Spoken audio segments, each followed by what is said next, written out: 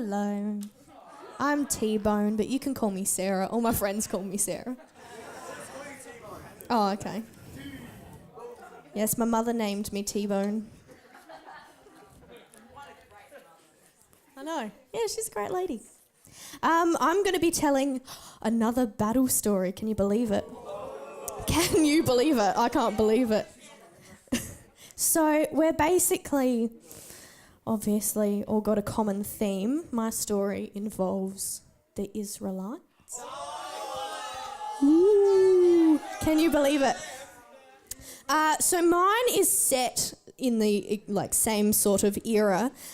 Basically, what was going on was that the Israelites were slaves in Egypt. And it was, pretty crap, obviously, trying to be a slave. But God sent this guy called Moses to go and rescue them. And he did it. So he sets them all free.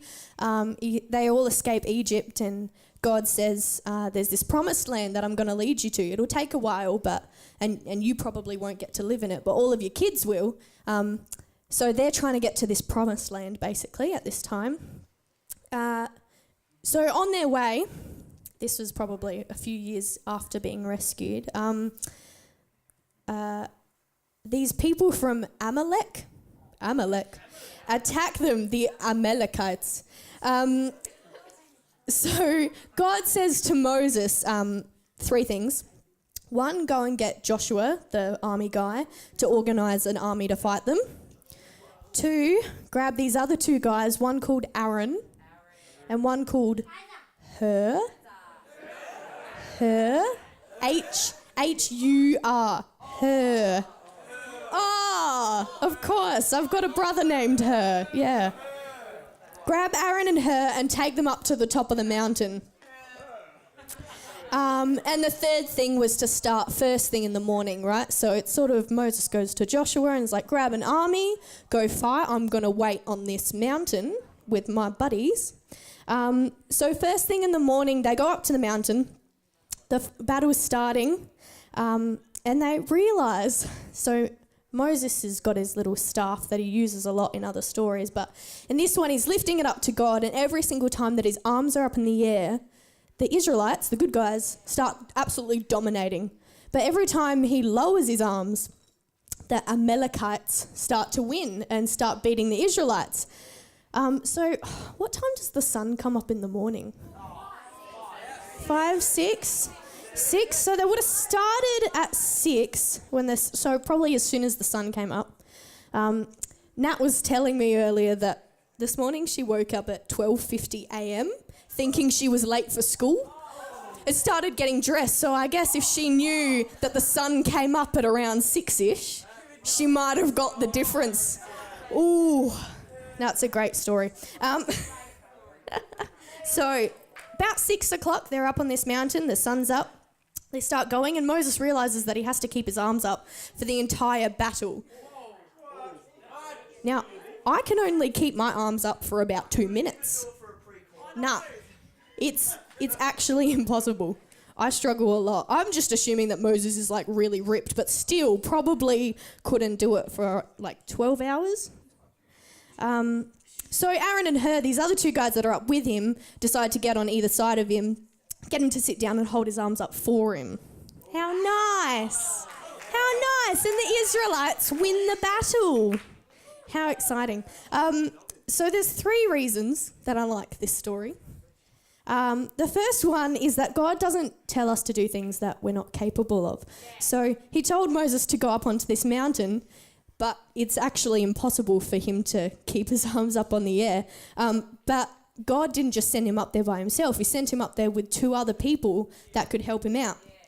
So God doesn't tell us to go and do something that we physically can't do without equipping us first. Reason number 2 is that God has plans for us even when we don't see what they are. So Moses knew that he had to take these guys up onto the mountain, but he probably just thought they were for some company, wouldn't get bored, crack a few jokes. But he probably didn't realise that these 2 guys were actually going to help fulfill God's plan. So God doesn't tell us to do things we're not capable of. God has plans for us even when we don't see them. And the third reason is that God uses everyone. So this guy, who isn't mentioned in the Bible before this at all. No one knows who he is. God used her. God used H-U-R to fulfill his plan, even though no one knew who he was. Like, everyone knew who Moses was. Moses is the leader of the pack. He's the big guy that rescued them all from Egypt. And God obviously used him, but he also uses someone that no one's ever heard of. You know, Hur wasn't known for anything. He didn't have any special talents that everyone's raving on about. But God still used him. So I figure all of these things sort of lead to the same thing. They're sort of just all about trusting that God has a way. So it's really easy to freak out, you know, when we have battles like problems at home or with family, or, you know, that test for that one subject that you have no idea what it's about, but you have to do it anyway. Fights with your friends, when big armies of Amalekites come and try and stop you from getting to the promised land. Happens to me all the time. Just, you know, trust that God will equip you, that he's got a plan to make it okay, even if you can't see what it is, and that God's created you with a purpose, even if you don't think that you're particularly special at anything, or no one knows, you know, what you're good at or anything. God's created you with a purpose. And you can show God that you trust him by praying and telling him that you're ready to be used, and that, you trust in him. Thank you. Thanks, Nath.